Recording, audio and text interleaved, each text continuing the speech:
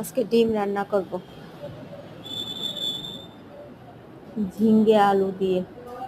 প্রথমে আমি ডিমগুলি সিদ্ধ করে নিয়েছিলাম, এখন ডিমগুলি ভেজে নেব। ডিমগুলি ভেজে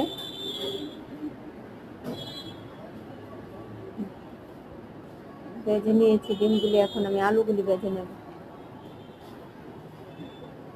একটু হলুদ, একটু লবণ দিয়ে আলুগুলি ভেজে নেব।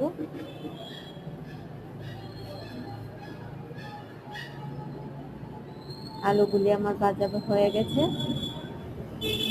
এখন আমি প্যানের মধ্যে তেল দিয়েছি, এর মধ্যে পেঁয়াজ আর কাঁচামরিচগুলি দিয়ে দিলাম। কাঁচামরিচগুলি, পেঁয়াজগুলি একটু নেড়ে চেড়ে একটু বাদামি রঙের করে তার মধ্যে আমি যে মশলাগুলি রেখেছিলাম সেগুলি ঢেলে দেব। সেগুলি ঢেলে একটু নাড়াচাড়া করে একটু কষিয়ে নিয়েছি। এখন তার মধ্যে সবজিগুলি ঢেলে দিলাম। তারপর সবজিগুলি নাড়াচাড়া করে একটু কষিয়ে নিয়ে এর মধ্যে জল দিয়ে দিলাম। জল দেওয়ার পরে তারপর আমি ডিমগুলি ঢেলে দিব।